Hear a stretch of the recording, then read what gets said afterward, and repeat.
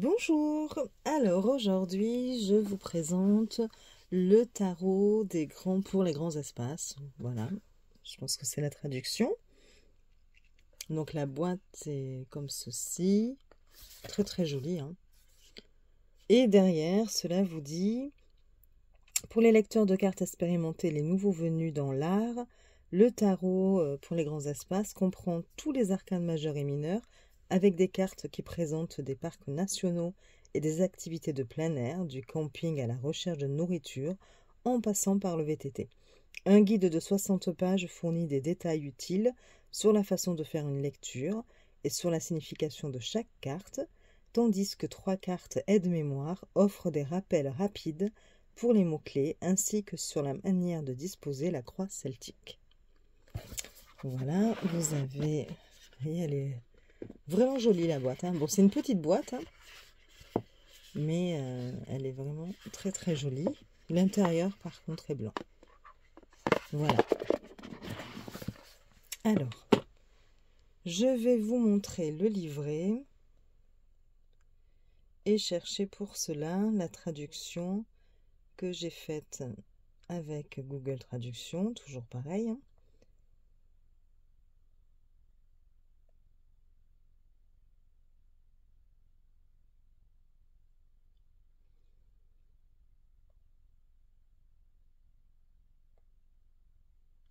Voilà, je suis désolée, je ne suis pas partie, hein. Donc voilà le petit livret qui est en noir et blanc. Bon, voilà. On vous parle d'abord, on vous dit bienvenue amoureux de la nature, amoureux du plein air. Bienvenue aux campeurs, aux observateurs d'étoiles, aux randonneurs, aux pique-niqueurs, aux beachcombers, aux aventuriers du monde et aux vagabonds du jardin. Êtes-vous prêt à découvrir le prochain sentier de votre vie? Explorez votre potentiel intérieur et le plein air avec la beauté, le mystère et la joie du tarot. Que vous soyez un lecteur de cartes chevronné ou un débutant curieux, je vous invite à me rejoindre dans un voyage à travers l'une des formes de divination et de croissance personnelle les plus appréciées au monde.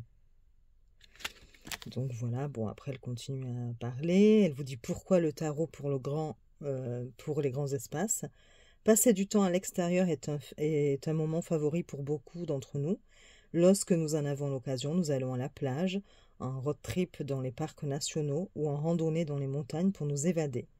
Certains vont se détendre, d'autres vont partir à l'aventure et certains font les deux. Nous sommes souvent à notre... comment vous dire, oh là là, je ne sais pas comment vous traduire ça, parce qu'ils disent que nous sommes souvent à notre meilleur lorsque nous sommes dehors, donc le meilleur de nous-mêmes, enfin voilà, ça fait ressortir peut-être nos qualités. Il y a tellement à gagner à passer du temps dans la nature. Dans cette présentation, vous verrez des personnes pratiquer des activités que vous connaissez et aimez peut-être déjà, ainsi que de nouvelles choses que vous voudrez peut-être essayer. Mais rappelez-vous que pour profiter des grands espaces, il n'est pas nécessaire d'être un athlète ou de dépenser beaucoup d'argent. En fait, la seule chose que vous avez à faire est de sortir de chez vous. Donc, vous vous demandez peut-être à quoi ressemble un jeu de tarot pour les amateurs de plein air. Parce que les arcanes majeurs traitent d'événements qui changent la vie et d'archétypes de personnalités puissants, ces cartes sont représentées par les plus grands trésors de notre pays, nos parcs et monuments nationaux. Chaque carte présente une scène emblématique d'un parc. Devrions-nous les appeler des archétypes, des parchétypes, des vues panoramiques sur les montagnes, des formations rocheuses célèbres et des plans d'eau bien aimés. Même si vous n'avez pas visité ces lieux, vous êtes sûr d'en reconnaître plusieurs. Ce jeu peut vous motiver à les ajouter à votre liste de choses à faire. Les arcanes mineurs présentent des scènes d'activités de plein air dans tout le pays. Ils se déroulent dans les bois, sur l'eau, sur des sentiers isolés et dans des parcs urbains. Où que vous viviez et quelle que soit votre activité en plein air, j'espère que ces cartes vous inspireront de nouvelles façons de découvrir le monde naturel. Si vous y prêtez attention, la nature a toujours quelque chose à vous apprendre. Gardez à l'esprit que si le tarot pour les grands espaces s'inspire de l'extérieur, ces cartes mettront également en lumière des questions personnelles et des préoccupations quotidiennes. Voilà. Ensuite, vous avez un petit chapitre en vous disant ne laissez aucune trace. Donc là, c'est pour éviter de polluer justement les endroits où vous allez. Donc voilà. Puis, il y a une petite histoire du tarot. Comment le tarot est organisé. Donc, la base du tarot, les 22 arcanes majeures, puis ensuite les arcanes mineurs. Donc, elle nous dit que les arcanes majeures sont composées de 22 cartes, numérotées de 0 à 21. C'est là que vous verrez des parcs et des monuments nationaux dans le jeu. Et les arcanes mineurs qui traitent du quotidien, donc des questions plutôt quotidiennes, se composent de 56 cartes. Dans ce jeu, la plupart de ces cartes montrent des images de tranches de vie, de gens qui pratiquent des activités de plein air.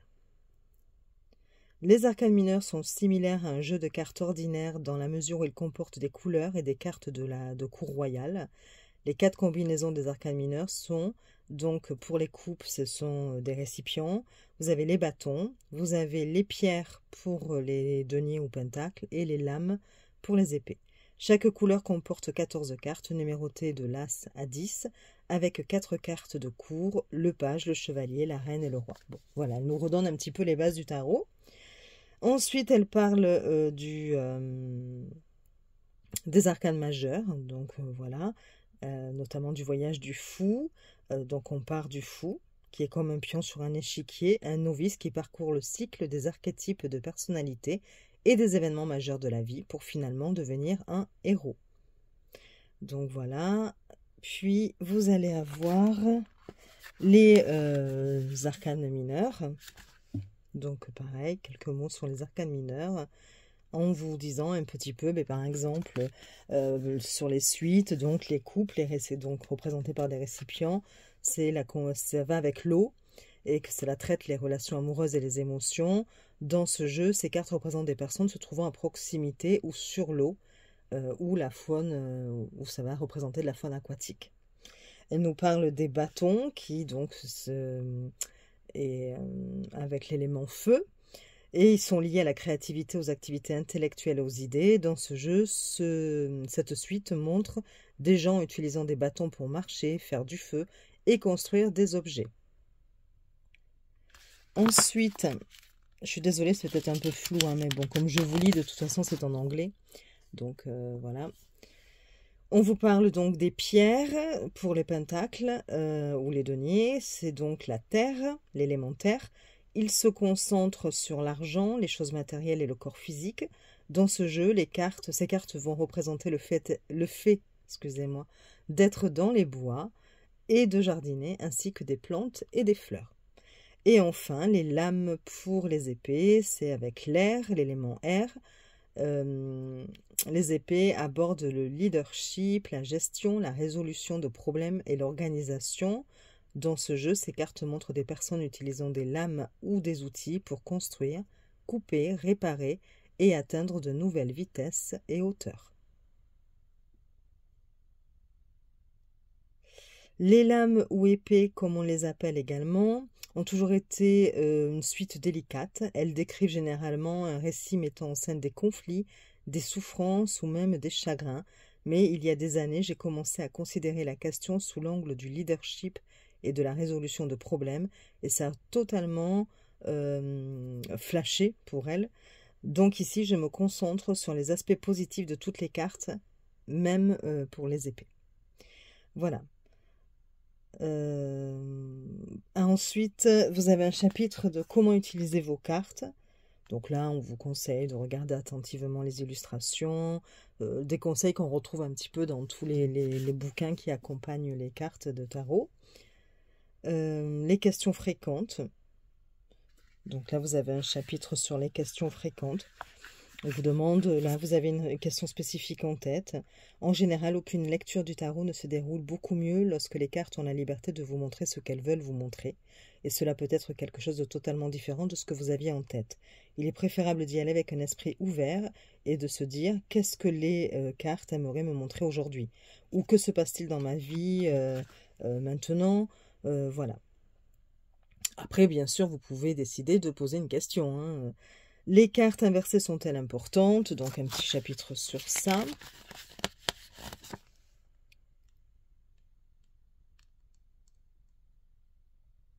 Ensuite, pourquoi cette lecture n'a-t-elle aucun sens? Je ne comprends pas. Parfois, il semble que les cartes ne veulent tout simplement pas coopérer. Cela peut se produire lorsque vous essayez vraiment d'obtenir une réponse spécifique, ou la réponse que vous souhaitez, ou que vous posez une question trop détaillée. Si cela vous semble bizarre, arrêtez-vous, remaniez les choses et posez une question plus large comme « Où en suis-je dans mon histoire en ce moment ?» Vous pouvez toujours choisir une carte de clarification. Si vous piochez des cartes et qu'elles semblent déroutantes, n'hésitez pas à en choisir une autre pour vous aider à clarifier. Parfois, cette carte de deuxième avis permet d'éclaircir les choses d'emblée ou de faire la lumière sur une situation. Comment puis-je choisir les cartes? Et si je pioche une mauvaise carte? Enfin voilà, vous avez plusieurs questions comme ça. Je ne vais pas tout vous lire, sinon ça risque d'être très long. Puis, vous allez avoir donc des tirages de proposés. Donc, le tirage à une carte, le tirage à 3 cartes, avant, pendant et après le tirage. Tirage de ici et maintenant.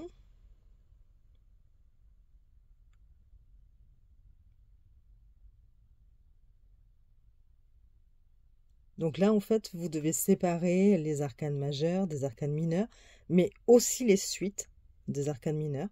Et vous allez piocher une carte donc dans les arcanes majeures. Ça sera votre vision du monde à l'heure actuelle. Une carte dans la suite des coupes qui va représenter votre situation émotionnelle. Une carte dans la suite des bâtons qui représentent votre situation intellectuelle. Une carte dans la suite des deniers qui représente votre situation physique et une carte dans la suite des épées qui va représenter le leadership et les mesures que vous pouvez prendre. Puis après, vous avez le tirage de la croix celtique et une conclusion. Voilà. Et on entre dans l'interprétation des cartes. Donc pour les arcanes majeures, vous avez la représentation de la carte, le titre. Vous allez avoir quelques mots sur l'illustration. Ça vous dira ce que ça représente.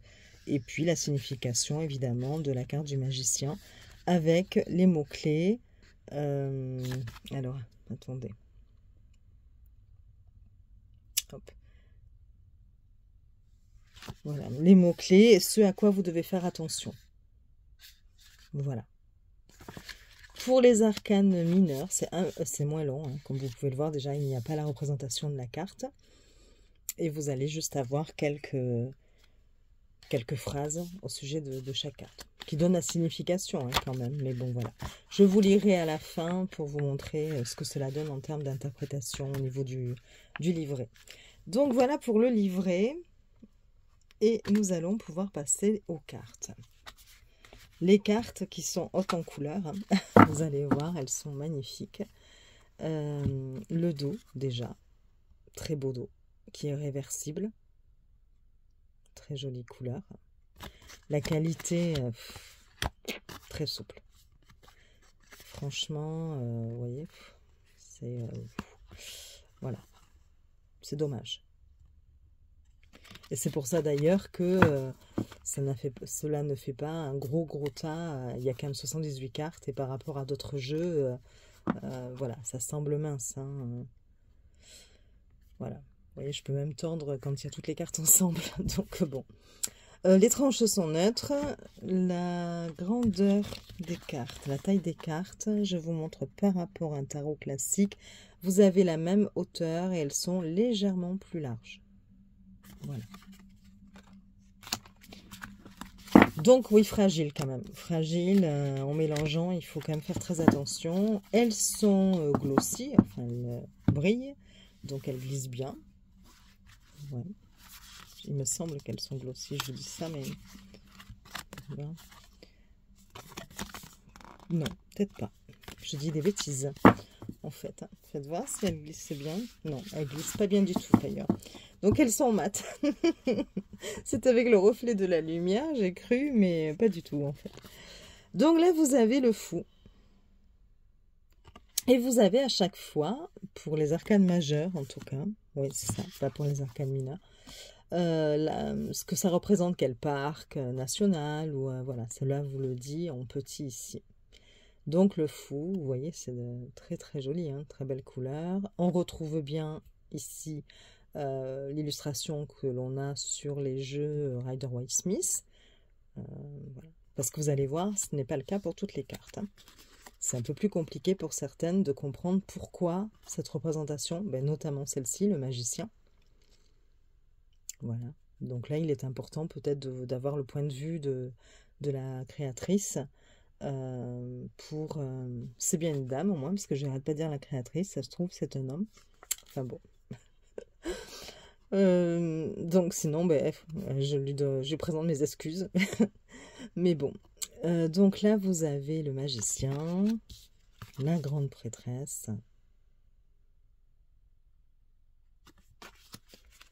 l'impératrice,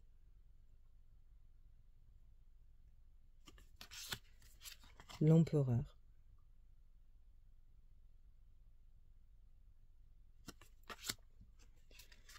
le hiérophante, les amoureux, le chariot, la force, l'ermite. Je les trouve magnifiques les cartes. La roue de fortune,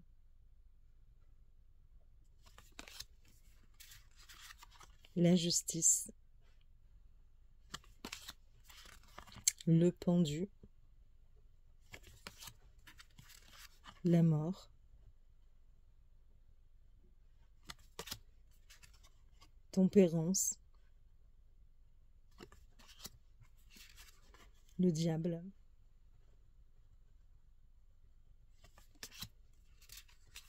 la tour, l'étoile, la lune,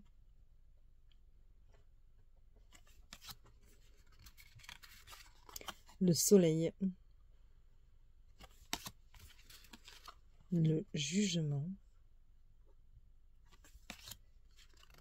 et le monde. Voilà pour les arcanes majeures. On passe donc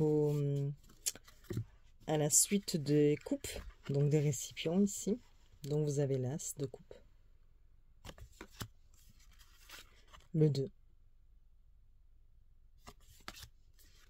3, 4, 5, 6, 7, 8, 9, 10, le valet, le cavalier, la reine et le roi. Les bâtons, donc l'as, très belle cette carte, le 2, le 3 de bâton, 4, 5, 6, 7,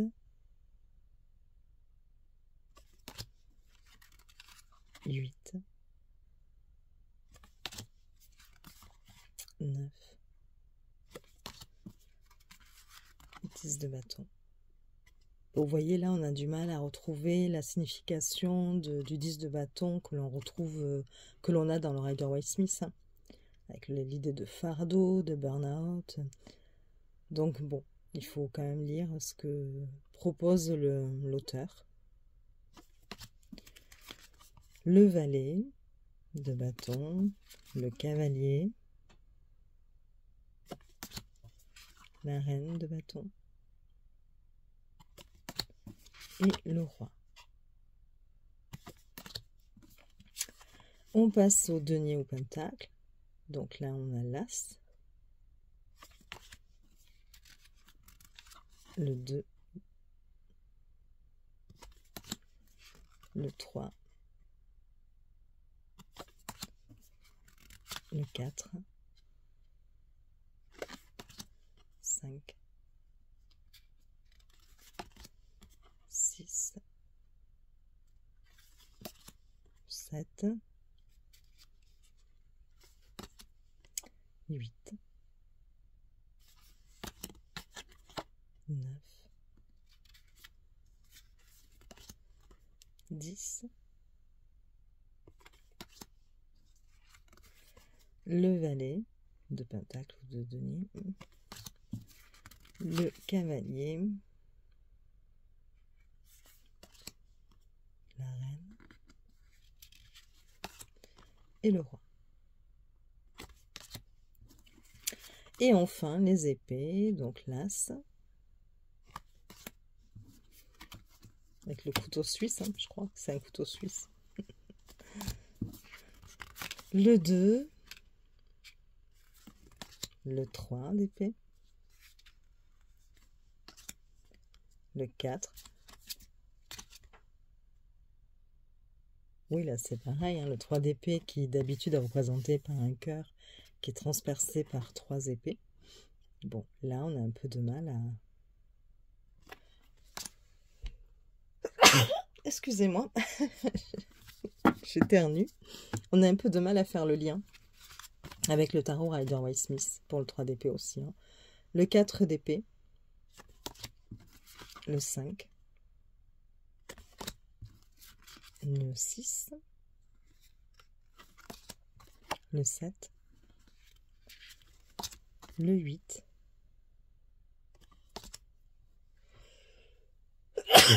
oh, décidément, excusez-moi, ça y est, ça va être la série l'éternuement, le 9, le 10 d'épée, le valet, le cavalier, la reine et le roi. Et donc vous avez ces 3 cartes supplémentaires, comme elle le disait dans son livret, donc avec un tirage de la croix celtique expliqué. Voilà. Vous avez ensuite des mots-clés, enfin, on vous dit par exemple pour les coupes, l'équivalent. Donc on peut appeler ça des coupes, gobelets, des calices, les cœurs, bon voilà. Vous avez l'élément qui est précisé, donc l'eau, et quelques mots-clés pour les coupes en général. Quel domaine ça représente. Pareil donc pour chaque suite. Et pour les arcanes mineurs, pour les numéros, en fait. On vous explique l'As, que c'est les débuts, les commencements, les opportunités. Le 2, c'est les choix, l'équilibre, voilà. On vous donne un petit peu comme ça quelques mots-clés. Et pareil pour les cartes de cours. Donc, on va vous dire le valet, c'est plutôt le messager, c'est celui qui délivre ou qui reçoit une information. Pareil pour cavalier. Enfin, on vous donne, voilà, un peu leur signification générale. Hein. Voilà. Donc, voilà pour les cartes. Et je vais donc vous lire une ou deux cartes pour vous montrer ce que propose le livret. Alors, je regarde sur mon portable. J'ai choisi les amoureux. Je vous la montre. Et cela vous dit. L'une des chutes d'eau les plus célèbres au monde est celle du Niagara, partagée par les États-Unis et le Canada. Bien qu'elle soit réputée comme destination touristique pour les amoureux, c'est aussi une merveille naturelle d'une puissance spectaculaire. Le matin, vous pouvez escalader des rochers et contempler l'immense force de l'eau depuis le sentier Whirlpool Rapids. Et l'après-midi, vous pouvez tranquillement boire du café et acheter des bibelots ou même vous marier dans l'une de nombreuses chapelles de la ville. La carte Les amoureux représente le mariage, de l'espièglerie domestique et de la force sauvage du Niagara. Toute relation amoureuse ou autre demande du travail et des compromis. Idéalement, vous vous complétez, un yin et un yang, un va-et-vient, une rue confortable et bordée de magasins et une cataracte tonitruante et dangereuse. Une cascade, je dirais même. Cette carte apparaît dans une lecture lorsque l'amour est dans l'esprit. Peut-être qu'une amitié est sur le point de se transformer en quelque chose de plus, ou qu'une nouvelle relation commence à s'épanouir. Cela peut vous rappeler de prendre soin de vous ou de partager votre amour avec le monde entier. Cela peut aussi nous rappeler de considérer la nature paradoxale des relations.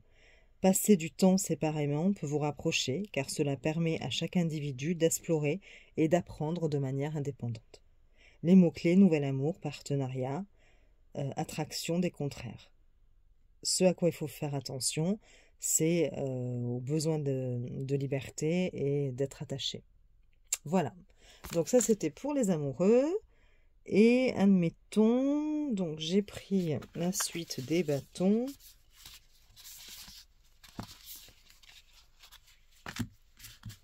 Par exemple, avec le 8 de bâton, on voit des castors.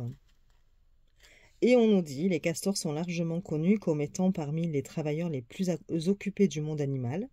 Les castors sont des merveilles d'ingénierie, de structures complexes composées de feuilles, de brindilles, de bâtons, de boue et de roches, avec une entrée sous-marine cachée.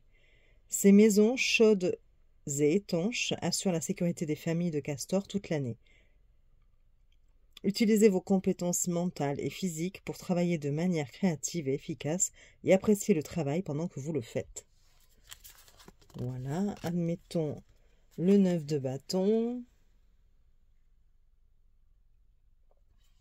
qui nous dit: cette carte signifie que l'on est sur le point d'accomplir une tâche intellectuelle. Il ne vous reste plus qu'un peu de travail à faire et vous franchirez la ligne d'arrivée. Ne vous précipitez pas pour terminer le travail à accomplir et laissez les autres vous donner un coup de main pour vous soutenir si nécessaire. Ses amis ont presque fini de planter des jeunes arbres, une ceinture verte, et planifient déjà leur prochain projet. Gardez une liste d'idées pour votre prochaine entreprise. Pourquoi ils disent une ceinture verte? Pour la forme que cela prend? Je ne sais pas. Bon. Ensuite, le 10 de bâton qui nous dit: se réunir avec ses proches autour d'un foyer est l'un des grands plaisirs de la vie.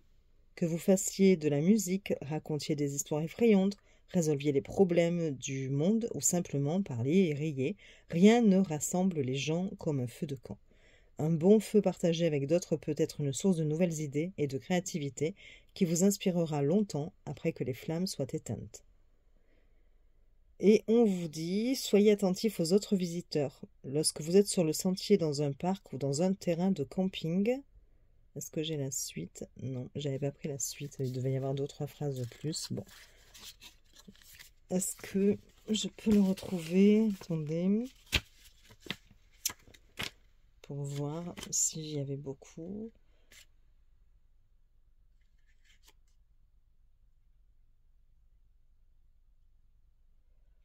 Oui, on vous dit qu'il faut quand même respecter l'espace de chacun. En gros, de prendre soin des idées de chacun et de respecter l'espace de chacun. Voilà. Alors, bon, allez, peut-être une petite dernière, pourquoi pas. Qu'est-ce que j'ai comme...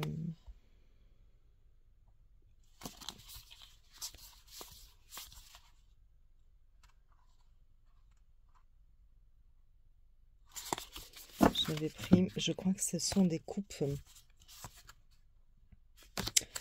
Alors ici, par exemple, je trouve très jolie cette carte. C'est le 5 de coupe. Un merle protège ses œufs d'un serpent. Évidemment, une situation dangereuse pour le merle. Mais est-ce aussi mauvais pour le serpent? Après tout, le serpent chasse simplement pour se nourrir et jouer son rôle dans l'écosystème. Gérer les difficultés et l'adversité n'est pas une tâche facile et vous ne pourrez peut-être pas éviter ou changer votre situation. Mais vous pouvez réexaminer la façon dont vous les percevez. Il y a peut-être quelque chose que vous pouvez changer en vous-même pour pouvoir avancer. Voilà, bon, c'était pour vous montrer un petit peu ce que cela proposait au niveau des interprétations. Bon, Un jeu, voilà, avec de très très belles illustrations qui nous plongent dans la nature, qui fait du bien, je trouve, voilà. Dommage pour la qualité des cartes. Bon, faut faire attention quand on les mélange. C'est dommage, parce que c'est un très joli jeu. Et puis, vous pouvez me dire en commentaire ce que vous en pensez. Désolée encore pour les traductions toujours aussi chaotiques. Mais bon, voilà. Et puis, je vous souhaite une belle journée. Je vous dis à bientôt pour de nouvelles vidéos. Des bisous!